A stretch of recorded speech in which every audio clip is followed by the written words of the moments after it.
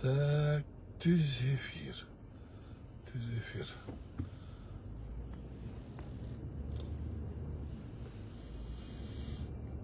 Düz эфир. Düz эфирдің темасы Қазақстанда қаралып жатқан Бишимбаевтың иши боюнча, ошолор боюнча суроолор түшүп атат. Ошол суроолорго жооп берейин да. Ошондой суроолор жалгыз гана Бишимбаев Казакстандагы эмес, биякта дагы адвокаттарга белгилүү болгондугу.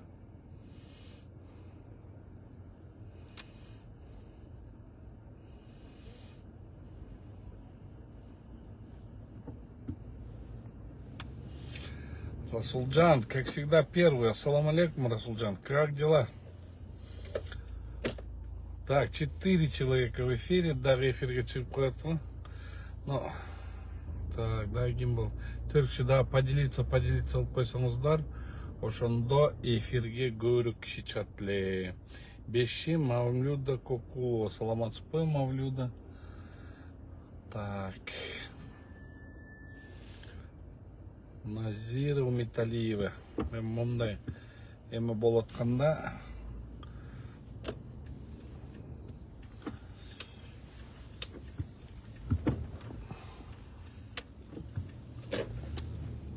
час пикте 9 киши, 8 киши. Эми урматтуу Facebook колдончулар, Facebooktан дейт ошо Бишимовдун дейт. Бешимов деген эмесин Казакстанда болуп аткан судьянын соттук процесси болуп атат. Ошол соттук процессте ошол жерде адвокаттар катышып атат.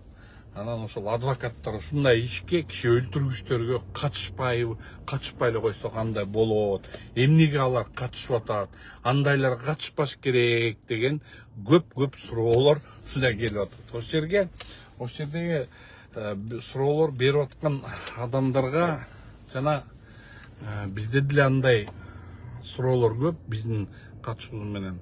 Ошондуктан ошонго жооп берет элем. Урматтуу Facebook колдончулар, кээрлер мага да жазат, бул деген тыйны защита кылат, бул муну кылат, эмчи муну кылбайт деп туруп кайра акыл үйрөтөт. Ошол Бешимовдун адвокаттары алар деген өзүнүн кызматын, жумушун аткарып атат. Бул деген биз саясий уюм эмеспиз, же мамлекеттик мекеме эмеспиз. Биз деген отдельный отдельный общественная организациябыз да, адвокаттар. Адвокаттар биз көз карандасыбыз. Мамлекеттик уюм бар, государственно гарантированная государственная юридическая помощь деген бар. Ошолор деген мындай как бекер адвокаттар деп чыкканга укугу бар, алар чыгат. Алар чыгып жүрүшөт. Биз болсо частно практикующий адвокаттар, бизден катыша беребиз. Иштин далили жаманбы, жакшыбы, бул деген бизде Конституцияда жазылган берене. Ошол беренеде мындай жазылып олтурат да, айтылат. Ар бир Кыргызстандын жараны юридикалык жардамга муктаждыгы болсо, ошонго деген юридикалык муктаждыкты аткарып бериш керек дейт. Ошондо деген биз адвокаттар юридикалык жардам беребиз.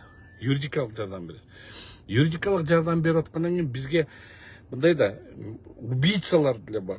Аларга да адвокат берилет. Ким болбосун. Анан ошондон көп нерселерди могу жерде элдер жазып баштайт. Силер деген эметпешиңер керек, силер акчага иштейсиңер, тинтесиңер, мынтесиңер деп. Силер биз акчага иштеп атабыз, кандай ишиңер бар деген сөздөн, кандай ишиңер бар.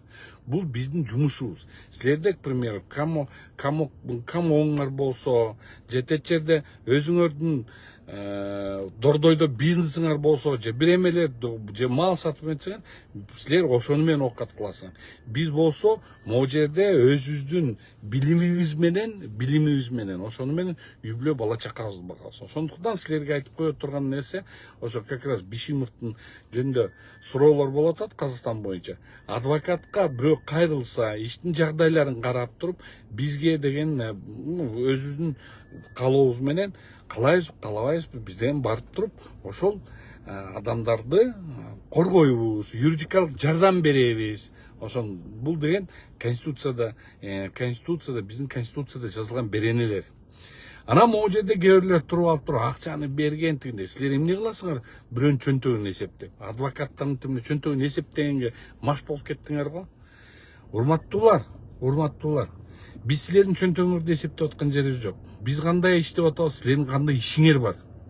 Биз деген юридикалык жардамды жасап атабызбы?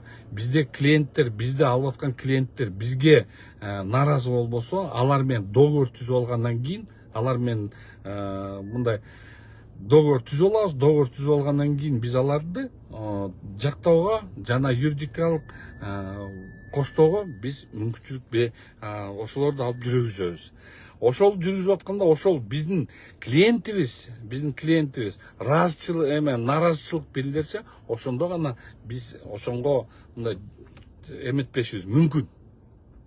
Туура эмес кылып койдук. Тияктан болсо мындайча айтканда биякта туруп алып туруп тет жерде о тоону сүйлөп, о тоону сүйлөйсүңөр, б тоонусун сүйлөйсүңөр, бул тоону сүйлөйсүңөр да. Мындай силер эмнеге мынтесиңер? Эми даже ошонго чейин жетти. Ошо Казакстанда болуп аткан Бишимовдун адвокаттарын могу жерде мессенджерге Кыргызстанда эметип атасыңар. Алар ошол Бишимовду адвокаттар жактабаш керек деп кызыксыңар го. Давайте мындай жүргүзөлү. Бүгүнкү күнү биз бүгүнкү күнү силердин эле бир туугандарыңар болобу, же бирөөсү болобу, эртең күнү Кудайдын самбетине алгылсын. Бирок эртең күнү силердин эле бир тууганыңар түрмөгө түшүп калса, же бирден болуп калса, адвокаттарга чуркайсыңар. Жардам беребер. Ошондо жакшы көрүнөбү? Жок, биз сенин туугандарыңа жардам бербейбиз, тинтпейбиз, мынтпейбиз деп биз отказ берип койсок, кандай болот?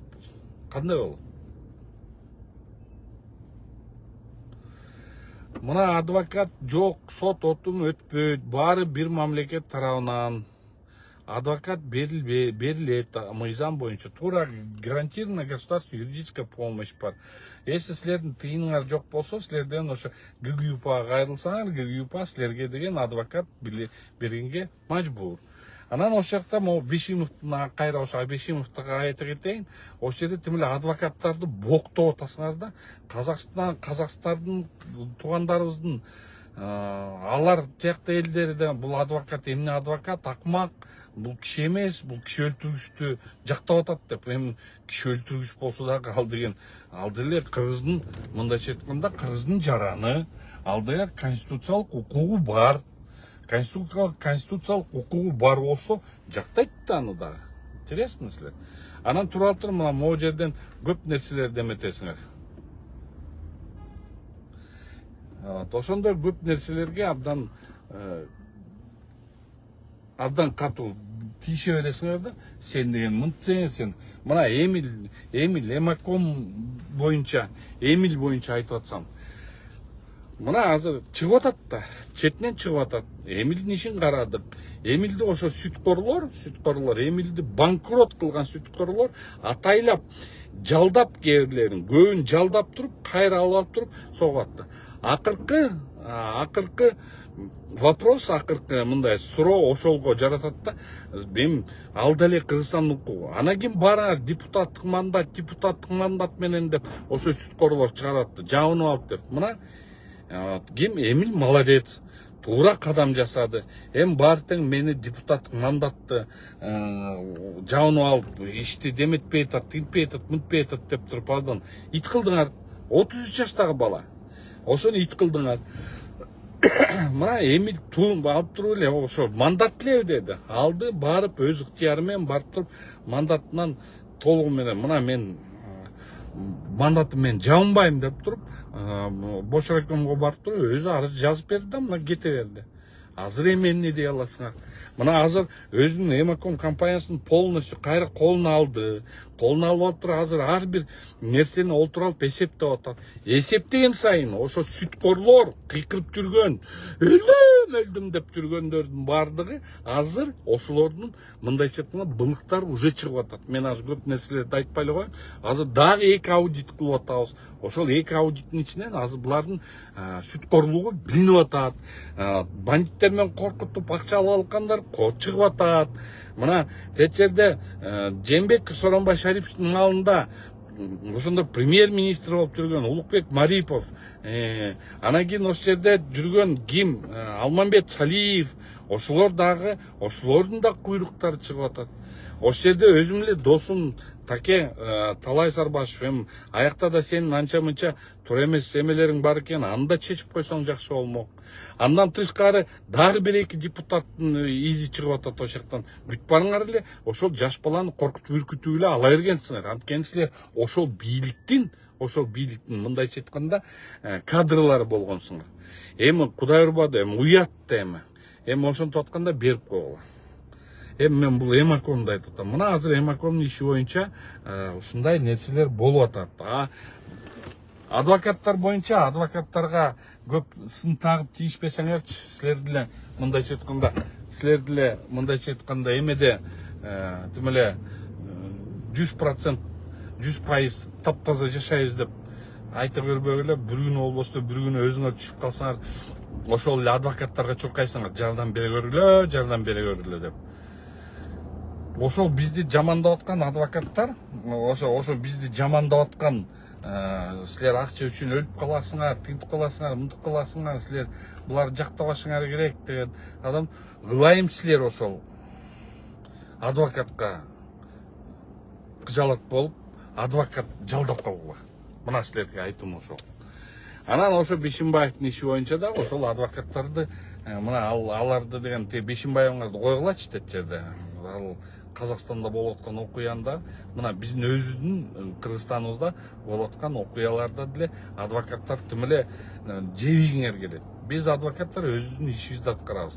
Бөлөк процесстер менен мына Ош базары боюнча процесс болуп атат.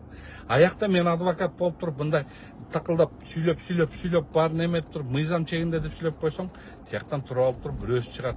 Сөйлөй адвокаттарга окшоштор деп туруп монтип эметет. Анан тияктан сүйлөсөң кайра адвокаттарга асылышат. Көп процесстерде сен тыйыр адвокатка асылышат. Бул туура эмес. Эртең күнү силердин эле тараптан адвокат бар. Ошол силердин адвокатыңар менен менин эч айырмам жок. Бөлөк иш боюнча мына бөлөк иштер менен өткөн. Бул биздин жумушубуз. Биз деген бүгүнкү өзүбүз мыйзам чегинде өзүбүздүн коргоо стратегиясын алып туруп коргоонубузда, ошондо биз деген өз жумушубузду аткарабыз. Жумушубузду аткарып бүткөндөн кийин, чечим чыккандан кийин биздин жумушубуз ошону менен бүтөт. Анан кийин ошол жерде силер адвокаттар тигиндейсиңер, силер тигинде мындай деп туруп тим эле жамандап, бет тытып, же монтип асылгандарга бул өтө туура эмес. Бул дагы мыйзамга